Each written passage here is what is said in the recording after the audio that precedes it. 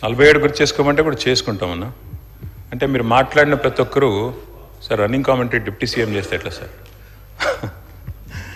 అధ్యక్ష, 10 ఏళ్ల ముందు అంటే సార్ మాట్లాడిన ప్రతి సభ్యుడు ట్రెజరీ బెంచెస్ నుంచి నేను గమనించింది గత ప్రభుత్వము, గత 10 ఏళ్ళు, గతము అంటూ మీరు పురావస్తు పరిశోధక శాఖ కదా తవ్వినట్టు తవ్వుతానే ఉన్నారు 10 ఏళ్ళు.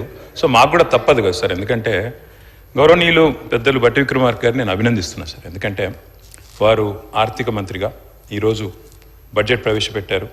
చక్కటి బడ్జెట్ పెట్టామని వారు చెప్పారు, సంతోషం.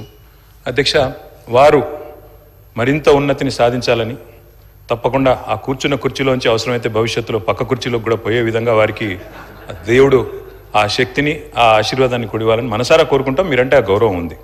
మీరు ఇక్కడ కూడా చక్కగా అప్రాప్రియేషన్లో గతంలో కూడా మాట్లాడారు, కాబట్టి వారికి అభినందనలు.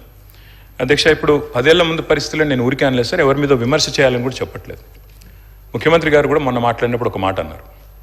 10 ఏళ్ల నాడు తెలంగాణ రాష్ట్రం ఏర్పడ్డప్పుడు జూన్ 2014లో ఒక పరిస్థితి ఎట్లా ఉంది రాష్ట్రంలో అన్నాడు, ఒక అనిశ్చిత పరిస్థితి ఎట్లా ఉంది చెప్పడానికి నేను ప్రయత్నం చేస్తాను. ఆ రోజుల్లో కిరణ్ కుమార్ రెడ్డి గారు ముఖ్యమంత్రి, ఆయన ఒక ప్రజెంటేషన్ ఇచ్చి మరీ ఒక కట్టెబట్టుకొని అసలు రాష్ట్రంలో కరెంటే ఉండదు, తెలంగాణలో మీరు దివాలా తీసిపోతారు, అసలు మొత్తం విద్యుత్ ఉత్పత్తి కేంద్రాలని అవతలు ఉన్నాయి, మీరు ఏం చేస్తారు ఇక్కడ అంటూ దివాలా మొత్తం చీకట్లతో నిండిపోతుంది అనే విధంగా వారు మాట్లాడారు. ఇంకా కొంతమంది పెద్దలైతే ఈ రాష్ట్రానికి పెట్టుబడులే రావు, ఉన్న పెట్టుబడులే పోతాయి, కొత్త పెట్టుబడులు ఎక్కడి నుంచి వస్తాయి తెలంగాణకి అనే కొంతమంది ఆ ధోరణిలో మాట్లాడినారు. తర్వాత శాంతి భద్రతల విషయంలో కూడా చాలామంది మాట్లాడారు. ఆంధ్ర తెలంగాణ గొడవలు అవుతాయని, హిందూ ముస్లిం గొడవలు అవుతాయని, తిరిగి నక్సలైట్ల రాజ్యం వస్తుందని, రకరకాలుగా అసలు ఈ రాష్ట్రంలో ఉండే మనందరికీ, ఇక్కడ ఉండే నాయకత్వానికి సత్తా ఉందా, ఈ మాట కూడా మాట్లాడినారు సార్. తెలంగాణ వాళ్ళకి పరిపాలనా సామర్థ్యం ఉందా అని కూడా మాట్లాడిన రోజులు ఆ రోజు వెంకటరెడ్డి గారు, తర్వాత ఇంకా మిగతా మిత్రులు చాలామంది అందరం కూడా ఉద్యమంలో ఉన్నాం. ఈ మాటలన్నీ మనం కూడా విన్నాం. కానీ ఈరోజు గర్వంగా చెప్పొచ్చు అధ్యక్ష, ఎందుకంటే ఇది మేము చెప్తున్న మాట కాదు, ఈ మీరు సభకు ఇచ్చిన సోషియో ఎకనామిక్ అవుట్లుక్ ఏదైతే ఉందో అందులోనే చాలా చక్కగా కొన్ని విషయాలు చెప్పారు. బట్టి విక్రమార్క గారు గతంలో ఇక్కడ నేను కూర్చున్న స్థానంలో ఇటువైపు కూర్చున్నప్పుడు వారు కూడా చక్కటి ప్రసంగం చేశారు అధ్యక్ష. 15 మార్చి 2022 నాడు బట్టి విక్రమార్క గారు మాట్లాడిన మాటలు, ప్రతి సంవత్సరం సంపద బాగా సృష్టిస్తున్న రాష్ట్రం, సంపద బాగా పెరుగుతున్న రాష్ట్రం కూడా మనది. కరోనా ఈ దేశాన్ని అతలాకుతలం చేసినప్పటికీ కూడా రాష్ట్ర ఉత్పత్తిలో ఎక్కడా తగ్గుబాటికి కారణం కాకుండా ఈ రాష్ట్ర ప్రజానీకం, రైతాంగం, శ్రామికులు ఈ మహమ్మారి దాడిని కూడా తట్టుకొని పెద్ద ఎత్తున ఈ రాష్ట్ర ఉత్పత్తులను, సంపదను పెంచడం జరిగింది. ఇది బట్టి విక్రమార్క గారు ఆనాడు ఇక్కడ కూర్చున్నప్పుడు మాట్లాడిన మాట. కానీ ఏమవుతుంది అధ్యక్ష, అక్కడ కూర్చోగానే స్వరం మారిపోతుంది, అక్కడ కూర్చోగానే మరి మాట కూడా మారింది అధ్యక్ష. అయినప్పటికీ వారు ఏం చెప్పినా వారు ఇచ్చిన బుక్కే అధ్యక్ష ఇది తెలంగాణ సోషియో ఎకనామిక్ అవుట్లుక్. ఇందులో చాలా చక్కగా అన్ని విషయాలు వివరంగా చెప్పారు అధ్యక్ష. గౌరవ కొత్త సభ్యులందరూ కూడా దయచేసి దీన్ని చూడాలని చెప్పి కూడా నేను వారికి విజ్ఞప్తి చేస్తా ఉన్నా. ఎందుకంటే ఇందులో బడ్జెట్ స్పీచ్లో ఏం చెప్పినా ఇందులో వాస్తవాలు బయటపడ్డాయి.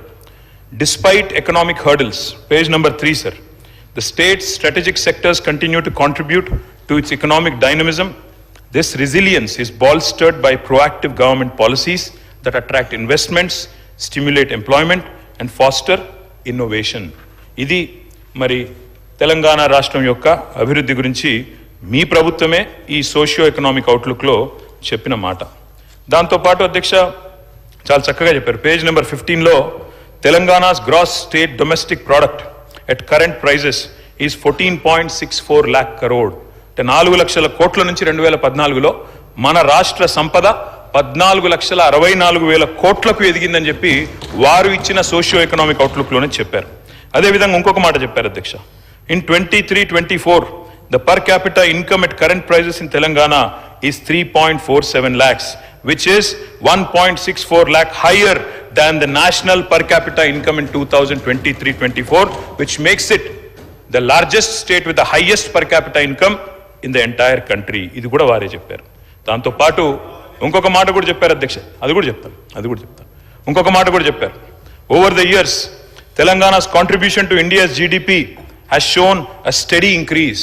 తెలంగాణస్ కాంట్రిబ్యూషన్ 2014లో ఎంత అధ్యక్ష భారతదేశానికి జీడిపి కాంట్రిబ్యూషన్? కేవలం 4.1%.